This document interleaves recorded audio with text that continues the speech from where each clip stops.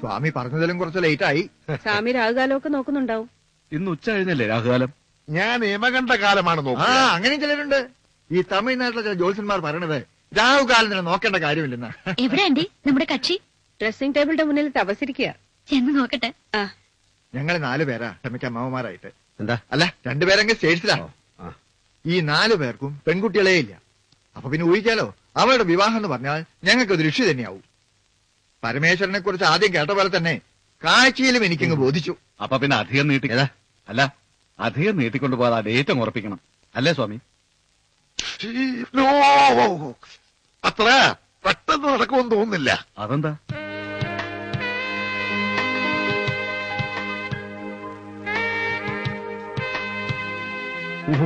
വേണ്ട.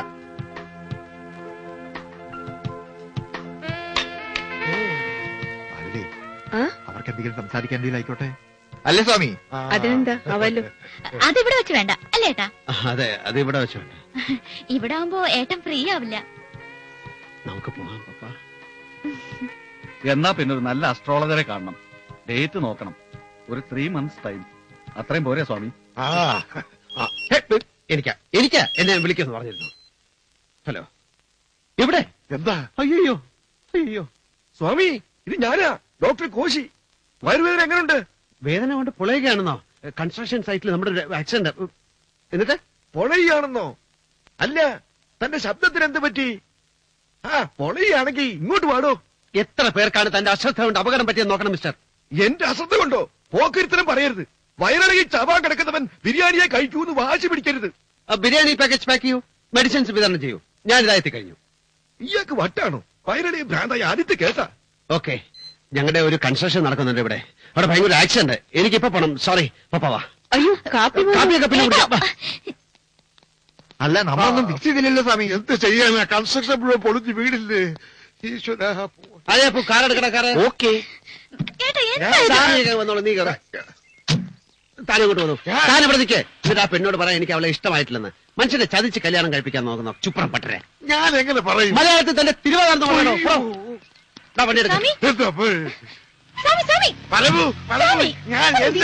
ചോദിക്കട്ടെ, സത്യത്തിൽ ഏതെങ്കിലും കൺസ്ട്രക്ഷൻ സൈറ്റിൽ അപകടം ഉണ്ടായോ? ഉണ്ടായി. ഇല്ല, പക്ഷേ പിന്നെ എന്താ പുള്ളി അവസാനം പറഞ്ഞിട്ട് പോയെ? അത് കുട്ടിയെ ഇഷ്ടമായില്ല എന്ന് പറയാൻ പറഞ്ഞു. ഓഹോ, ഇഷ്ടമായില്ല അല്ലേ? സ്വാമി വാ. സ്വാമി വരാ.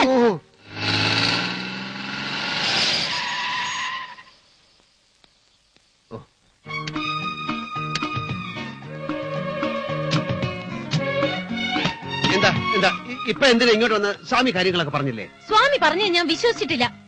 പപ്പയുടെ ഏട്ടൻ എന്നെ ഇഷ്ടമായില്ലെന്ന് പറഞ്ഞോ? പതുക്കെ പറ, പപ്പ അകത്തുണ്ട്. അവളെ കൂടി കാണാനാ ഞാൻ വന്നത്. അവള് പറഞ്ഞിട്ടാ ഞാൻ ഇന്ന് ഒരുങ്ങി നിന്നത്. അവള് പറഞ്ഞതിനപ്പുറം അവളുടെ ഏട്ടൻ ഒന്നും ചെയ്യില്ല എന്ന് പറഞ്ഞിട്ട് ഇപ്പൊ എന്നെ ഇഷ്ടമല്ലാന്നല്ലേ? ഇഷ്ടമല്ല എന്ന് പറഞ്ഞത് കല്യാണം കഴിക്കാൻ ഇഷ്ടമല്ല എന്നാണ് പറഞ്ഞത്. എന്താ എന്താ അതിന്റെ കാരണം? എന്നെ ഇഷ്ടപ്പെടാതിരിക്കാനുള്ള കാരണം എനിക്കതാ അറിയേണ്ടത്.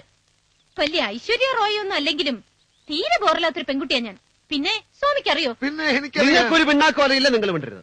7th സ്റ്റാൻഡേർഡ് പഠിക്കുമ്പോഴാ എനിക്ക് ആദ്യത്തെ ലവ് ലെറ്റർ കിട്ടിയത്. പതുക്കെ ഈ പറഞ്ഞത് തന്നെ ഒന്ന് പതുക്കെ പറയൂ.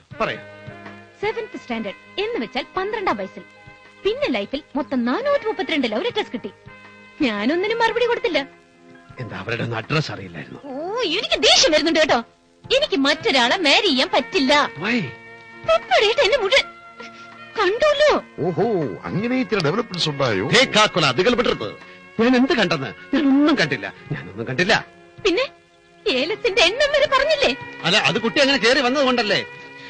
എനിക്കിനി മറ്റൊരു പുരുഷന്റെ മുഖത്ത് പോലും നോക്കാൻ കഴിയില്ല. ഞാൻ പപ്പ ഏത് നിമിഷവും പുറത്തു വരും. ക്ഷമ, ഞാൻ പറഞ്ഞേക്കെ. ഞാൻ ക്ഷമ അവിടെ വന്ന് കണ്ടോളാം. ക്ഷമ ഇപ്പൊ അക്ഷമ കാണിക്കരുത് പ്ലീസ്. ഞാൻ അവിടെ വന്ന് കണ്ടോളാം.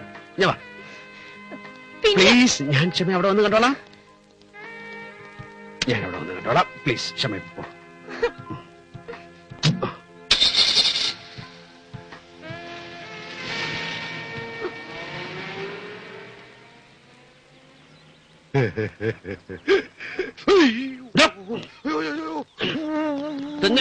സ്വാമി ഒന്നും അറിഞ്ഞിട്ടില്ലേ?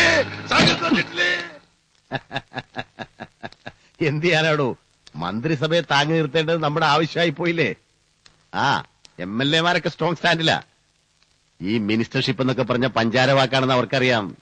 അതെ, അത് തന്നെ. ടേബിളിൽ ക്യാഷ് ഡൗൺ ഡീൽ അതേ നടക്കത്തുള്ളൂ. എന്നാ പിന്നെ നാളെ അവിടെ കാണാം.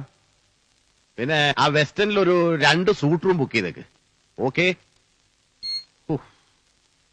മാസത്തിൽ 20 ദിവസം ഞാൻ നാട്ടിലുണ്ട്. എന്നിട്ടും രക്ഷയില്ല. ഞാനിങ്ങ് വന്നിറങ്ങാൻ നോക്കിയിരിക്കുക. ഈ സൗത്ത് ഇന്ത്യൻ പൊളിറ്റിക്കൽ ഡ്രാമയുടെ ചില ബാക്ക് സ്റ്റേജ് ആക്ടിവിറ്റീസേ, അതിന്റെ ഓരോരോ ടെൻഷൻസ്. അപ്പോ ഡേറ്റ് ഫിക്സ് ചെയ്തു. ഉവ്വ്. അധികം നീട്ടിക്കൊണ്ടു പോകണ്ടെന്നാ പരമേശ്വരന്റെ അഭിപ്രായം. നിങ്ങളുടെ നേറ്റീവ് പ്ലേസ് എവിടെയാ? പാലക്കാട് ഡിസ്ട്രിക്റ്റിൽ ശിവപുരം എന്ന് പറയും. നിങ്ങൾ എന്താ ചെയ്യുന്നേ? ബിസിനസ്സാന്ന് പറഞ്ഞു. എന്താ എക്സാക്ട്ലി? പ്രധാനമായിട്ട് കൺസ്ട്രക്ഷൻ വർക്കാ. കോയമ്പത്തൂർ ബേസ്ഡ് ആണ് കൂടുതൽ. പിന്നെ സത്യമംഗലം സ്റ്റൈൽ ഒരു ഏലത്തോട്ടം ഉണ്ട്. ഏലം എന്ന പേരാ. അതിന്റെ ഇടയെ മുഴുവൻ കച്ചൂരി, കുറുന്തോട്ടി, കറുക, ദർഭ, ഞവരക്കിഴങ്ങ്, പഴമുതിര, ആടലോടകം, നാൽപ്പാമര, ആവണം, അങ്ങനെയൊക്കെയുള്ള ഒരു ഹെർബൽ അതിന്റെ ഒരു ഗാർഡനാണ്. പിന്നെ വേപ്പിലക്കട്ടിയും പിക്കിൾസും ഉണ്ടാക്കുന്ന ഒരു ഫാക്ടറി ഉസലംപെട്ടിയിൽ ഓപ്പൺ ചെയ്യാൻ പോകുന്നു. ശരി.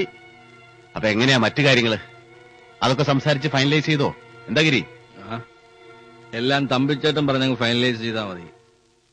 ഡേറ്റ് 2 കൂട്ടർക്കും ഓക്കെ ആണെങ്കിൽ പിന്നെ ഡേറ്റ് അല്ലല്ലോ പ്രധാനം. വേറെ ചില കാര്യങ്ങളിൽ ഒരു ധാരണ വേണ്ടേ? മനസ്സിലായില്ല. അതിലിപ്പോ എന്താ അത്ര മനസ്സിലാവാതിരിക്കാൻ? എന്ത് ഡൗറി കൊടുക്കും പയ്യന്, അതങ്ങ് പറഞ്ഞ് ഫിക്സ് ചെയ്യാം. ഇപ്പോ ബിസിനസ് ഇത്തിരി മോശമാണെന്നേ ഉള്ളൂ. എന്നാലും കോളിയോടെ തറവാട്ടിൽ ഒരു പയ്യനെ കിട്ടാന്ന് പറഞ്ഞാൽ അത് നിങ്ങളുടെ ഭാഗ്യം തന്നെയാണ് മിസ്റ്റർ. ഉവ്വ്, ഭാഗ്യമായിട്ട് എന്നെ കാണുന്നു. പക്ഷെ ഡൗറി എന്ന വാക്കും പണത്തിന്റെ കണക്കും അത് വേണോ? എന്റെ പ്രോപ്പർട്ടീസും ബാങ്ക് ബാലൻസും മുഴുവൻ അവളുടെ പേരിൽ തന്നെയാണ്. അത് മുഴുവൻ അവൾക്കുള്ളതാണ്. അങ്ങനെ വേഗമായിട്ട് പറഞ്ഞുകൊണ്ട് കാര്യമില്ല. എത്ര സ്വർണം, ക്യാഷ് എത്ര, പിന്നെ കാറോ, അങ്ങനെ എന്താന്ന് വെച്ചാ അങ്ങനെ ഒരു തുക പറഞ്ഞുറപ്പിച്ച് കാളക്കച്ചവടം നടത്തുന്ന പോലെ വേണോ ശേഖര മുതലാളി? അയ്യോ വേണ്ട തമ്പി, പരമേശ്വരനുമായിട്ട് അങ്ങനെ ഒരു സംസാരം വേണ്ട. ഹോട്ടൽ റീഓപ്പൺ ചെയ്യാൻ വേണ്ടി പരമേശ്വരൻ ഇപ്പൊ തന്നെ ഒരു സംഖ്യ ചെലവാക്കി കഴിഞ്ഞു. അതൊന്നും മുന്നിൽ കാണാതല്ലോ. പരമേശ്വരൻ കച്ചവടം അറിയാവുന്ന ആളല്ലേ? പരമേശ്വരന് കച്ചവടം അറിയാം. തമ്പിക്ക് അറിയാത്ത പലതും അറിയാം. അത് കള. എന്റെ കച്ചവടത്തിൽ നേരും നിറയും ഉണ്ടാവും. തമ്പി അത് മനസ്സിലാക്കിയാൽ മതി. എന്റെ അനിയത്തിയുടെ ജീവിതത്തിന്റെ കാര്യമാണിത്. അവൾക്ക് ഞാൻ എന്താണ് കൊടുക്കാൻ പോകുന്നതെന്ന് തൽക്കാലം നിങ്ങൾ വിട്ടേക്കൂ. കുറഞ്ഞുപോയെന്ന് നിങ്ങൾക്ക് ആർക്കും തോന്നാനിടവരില്ല. അക്കാര്യത്തിൽ വളരെ ട്രാൻസ്പെറന്റ് ആണ് ഞാൻ. എന്റെ വാക്കുകളും പ്രവൃത്തിയും. അത്ര വലിയ സ്ട്രേറ്റ് ഫോർവേഡ്നെസ് ഒന്നും പറയണ്ട. ഒളിയും മറയൊക്കെ ഇയാളുടെ കയ്യിലില്ലേ? അത് തമ്പി വ്യക്തമാക്കണം. തമ്പിച്ചേട്ടാ, നീ മിണ്ടാരിടാ. ഇയാളൊരു പുത്തൻ പണക്കാരൻ, വലിയ അന്തസ്സോടെ എന്ന് ഡയലോഗ് അടിക്കണു. പക്ഷെ തമ്പി, ചെക്കന് പെണ്ണിനെ കണ്ട് വട്ടിളകി പോയതുകൊണ്ട് നടത്താൻ തയ്യാറാകുന്നേ ഉള്ളൂ. അല്ലെങ്കിൽ ഇത് പെണ്ണിന്റെ 2ാം ഘട്ടാന്ന് അറിഞ്ഞപ്പോ ഞാൻ വേണ്ടാന്ന് പറഞ്ഞതാ.